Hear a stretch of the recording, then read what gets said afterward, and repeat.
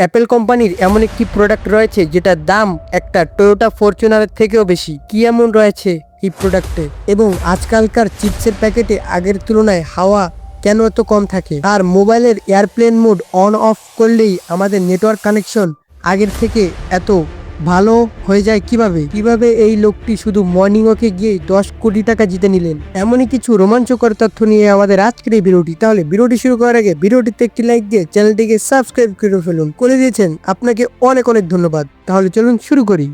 Number 7, তুমি কি কখনো ভেবেছো ইন্টারনেট হঠাৎ স্লো হয়ে গেলে শুধু এয়ারপ্লেন মোড অন অফ করলেই কেন আবার ঠিকমতো কাজ করতে শুরু করে? এর পেছনে মূলত 3টি গুরুত্বপূর্ণ কারণ রয়েছে। প্রথমত, নেটওয়ার্ক রিসেট। যখন তুমি এয়ারপ্লেন মোড অন করো তখন তোমার ফোনের সব ধরনের network connection, mobile data, wifi, Bluetooth অস্থায়ীভাবে বন্ধ হয়ে যায়। এটাকে এক ধরনের সফট রিফ্রেশ বলা হয়। এরপর আবার এয়ারপ্লেন মোড অফ করলেই ফোন নতুন করে নেটওয়ার্কের সাথে কানেক্ট হয়, ফলে আগের কোনো দুর্বল বা আটকে থাকা সিগন্যাল ঠিক হয়ে যায় এবং কানেকশন ফ্রেশ হয়ে ফিরে আসে। দ্বিতীয়ত, ওভারলোডেড নেটওয়ার্ক এড়ানো। অনেক সময় তোমার ফোন এমন একটি নেটওয়ার্কের টাওয়ারের সাথে কানেক্ট থাকে যেখানে প্রচুর ইউজার থাকে, এতে স্পিড কমে যায়, কিন্তু এয়ারপ্লেন মোড অন অফ করলেই ফোন আবার নতুন করে নিকটবর্তী টাওয়ার খুঁজে নেয় এবং তুলনামূলক কম ব্যস্ত বা ভালো সিগন্যালযুক্ত টাওয়ারের সাথে কানেক্ট হতে পারে। এতে ইন্টারনেট স্পিড দ্রুত বেড়ে যায় এবং বাফারিং কমে যায়। তৃতীয়ত, ব্যাকগ্রাউন্ড গ্লিচ। ফোনের ভেতরে অনেক সময় ছোটোখাটো নেটওয়ার্কের বাগ বা গ্লিচ তৈরি হয় যা ডাটা স্পিড স্লো করে দেয়। এয়ারপ্লেন মোড এই সমস্যাগুলোর জন্য একটি কুইক ফিক্স হিসেবে কাজ করে। এটি অস্থায়ী বাগগুলো ক্লিয়ার করে দেয় এবং ফোনকে একটি ফ্রেশ স্টার্ট দেয়। নাম্বার 6, তুমি কি জানো এক সময় সাইকেল চালানো ছিল বেশ বিপজ্জনক। শুরুর দিকে সাইকেলে কোনো প্যাডেলই ছিল না, মানুষকে নিজের পা দিয়ে মাটিতে ঠেলে সাইকেল সামনে এগিয়ে নিয়ে যেতে হতো, ঠিক যেমন এখন। এতে চলা ছিল কষ্টকর এবং অস্বস্তিকর। এরপর ইঞ্জিনিয়াররা একটি সমাধান বের করেন। সাইকেলের সামনের চাকার সাথেই প্যাডেল যুক্ত করা হয়, ফলে মানুষ এখন সহজেই প্যাডেল ঘুরিয়ে চালাতে পারছিল। কিন্তু এখানে একটি সমস্যা ছিল, প্যাডেলের একবার ঘূর্ণনে সাইকেলের ঠিক চাকার পরিধি অনুযায়ী এগোতো, তাই বেশি গতি পেতে হলে খুব দ্রুত পেডেল মারতে হতো, যা ছিল খুবই ক্লান্তকর। এর সমাধান হিসেবে 1900 শতাব্দীতে তৈরি হয় এক অদ্ভুত ডিজাইনের সাইকেল, পেনি ফার্টিং।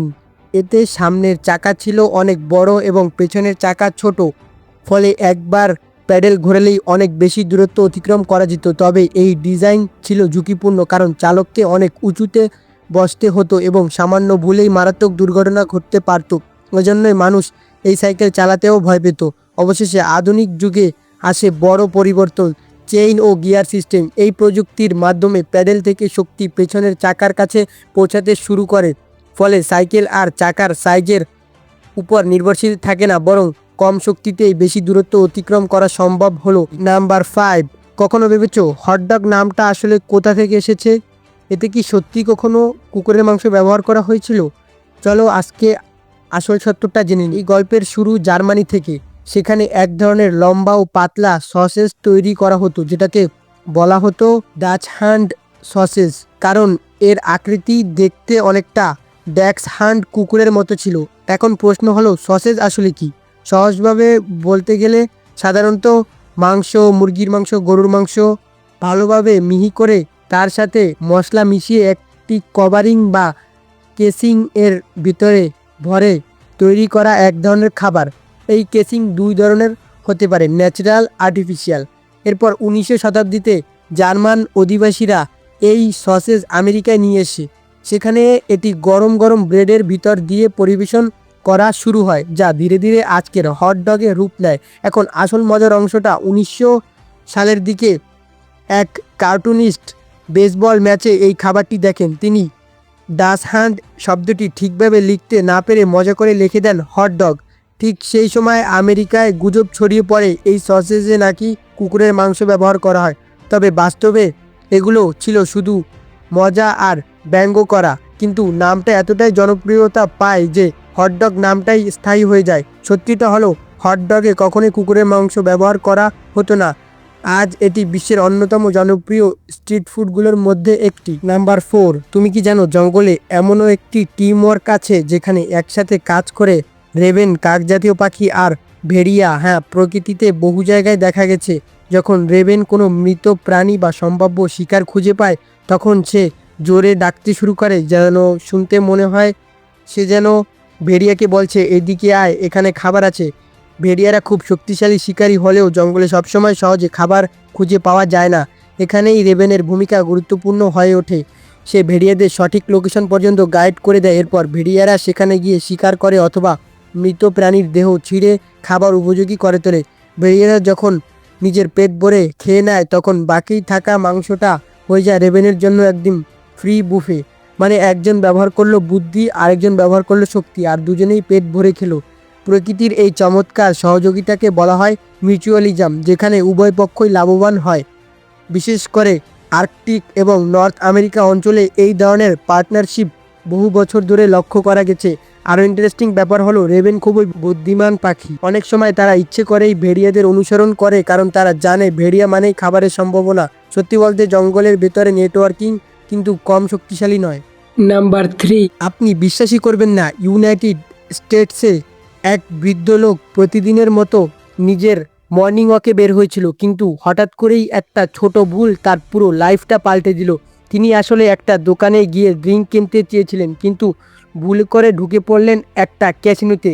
সেখানে তিনি একটা স্লট মেশিনকে ভেন্ডিং মেশিন মনে করে শুধু একটা ডক্টর পেপার কিনতে $20 ঢুকিয়ে দেন, কিন্তু ড্রিঙ্ক পাওয়ার বদলে যা হলো তিনি জিতে গেলেন $1.2 মিলিয়ন, যা বাংলাদেশি টাকায় প্রায় 10 কোটি টাকারও বেশি। সবচেয়ে অবাক করার বিষয় হলো এত বড় লটারি জেতার পরও তার মধ্যে কোনো বড় ধরনের খুশি বা এক্সাইটমেন্ট দেখা যায়নি, কারণ তিনি এমন একটি মেন্টাল কন্ডিশনের মধ্যে ছিলেন যেখানে মানুষ খুব বড় বা ছোট কোনো ঘটনাতেই স্ট্রং ইমোশন রিয়াকশন দেখাতে পারেন না। নাম্বার 2, আপনি হয়তো খেয়াল করেছেন এখনকার চিপসের প্যাকেটে আগের মতো এত হাওয়া থাকে না।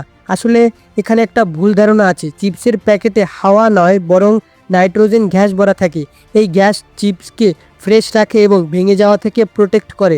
কিন্তু এখানে কেন এই গ্যাস কম দেওয়া হচ্ছে চলুন সহজভাবে বুঝে নিই।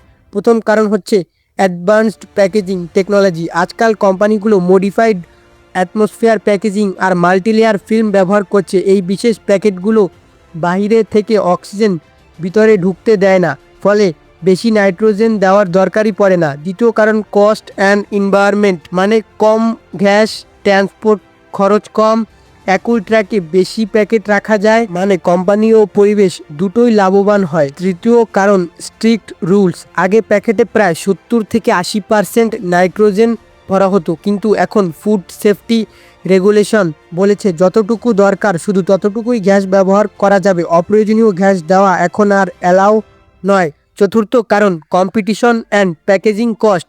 প্যাকেজিং ম্যাটেরিয়াল দিন দিন দামি হচ্ছে, তাই কোম্পানিগুলো প্যাকেটকে আরও কম্প্যাক্ট আর স্মার্ট বানাচ্ছে। এজন্যই এখন চিপসের প্যাকেটে আগের তুলনায় একটু বেশি ফ্ল্যাট মনে হয়। নাম্বার 1, সর্বশেষ, আপনি কি জানেন অ্যাপেলের এমন একটা প্রোডাক্ট আছে যার দাম প্রায় একটা টয়োটা ফরচুনারের সমান? হ্যাঁ, ঠিকই শুনেছেন, এটা হলো অ্যাপেল ম্যাক প্রো, একটি হাই অ্যান্ড ওয়ার্কস্টেশন পিসি। সহজভাবে বললে ওয়ার্কস্টেশন মানে এমন একটা সুপার পাওয়ারফুল কম্পিউটার যেটা দিয়ে প্রফেশনাল লেভেলের হেভি কাজ করা হয়, যেমন video editing, 3D animation, VFX ইত্যাদি। এই ম্যাক প্রো ফুল কনফিগার করলে দাম প্রায় 40 থেকে 50 লক্ষ টাকা পর্যন্ত চলে যায়। কিন্তু অবাক করার মতো বিষয় হলো এই কম্পিউটারের নিচে লাগানো অপশনাল হুইলস আলাদা করে কিনতে হয়, আর তার দাম প্রায় 70,000 টাকা। এই মেশিনটা তৈরি করা হয়েছে প্রিমিয়াম স্টেইনলেস স্টিল আর অ্যালুমিনিয়াম দিয়ে, যা খুবই মজবুত এবং পুরোপুরি রিসাইকেলযোগ্য, মানে এনভায়রনমেন্ট ফ্রেন্ডলি। পারফরমেন্সের কথা বললে এইটা একদম টপ নচ। এতে থাকতে পারে সর্বোচ্চ 1.5 টেরাবাইট র্যাম এবং 28 কোর পর্যন্ত শক্তিশালী প্রসেসর। এই কারণেই পিক্সার, মার্বেল স্টুডিওস এবং ডিজনির মতো বড় বড় স্টুডিও এই মেশিন ব্যবহার করে 3D animation, 8K video editing, VFX এবং স্পেশাল ইফেক্টস তৈরির জন্য। এমনকি এই একটা মেশিন দিয়েই একসাথে একাধিক 8K ভিডিও স্ট্রিম এবং এডিট করা সম্ভব, যা সাধারণ কম্পিউটারের জন্য প্রায় অসম্ভব। সহজ কথায় এইটা কোনো সাধারণ পিসি না, এটা একটা পাওয়ারফুল প্রোডাকশন লেভেলের পাওয়ার হাউস মেশিন। এই সকল তথ্য তো আপনি জেনেই গেলেন, কিন্তু আপনার কি জানা পিৎজা বক্সের আকার গোল আকৃতির কেন হয় না? মানে বলতে চাইছি যে পিৎজা তো গোলাকার হয়, কিন্তু এটার বক্স কি কেন স্কোয়ার শেপে বানানো হয়? চিনিকে চিনি কেন বলা হয়? কেন এই লোকগুলো অসহায় ভেড়াগুলোকে নদীতে ফেলে দিচ্ছে? আর গল্ফ বলের গায়ে ছোট ছোট গর্তগুলো কেন থাকে? ইচ্ছে করলে তো এটাকে একদম মসৃণ তৈরি করা যেত, তাহলে এমন ডিজাইন কেন? আর আপনি কি জানেন গাছের শিকড় আমাদের ধারণার চেয়েও অনেক বেশি বুদ্ধিমান এবং শার্প মাইন্ড। এটিও খুবই আমেজিং একটি ভিডিওটিকে এখনই দেখে নিন। দেখা হবে আবার অন্য কোনো ভিডিওতে, ততক্ষণ পর্যন্ত কিপ দ্য নলেজ।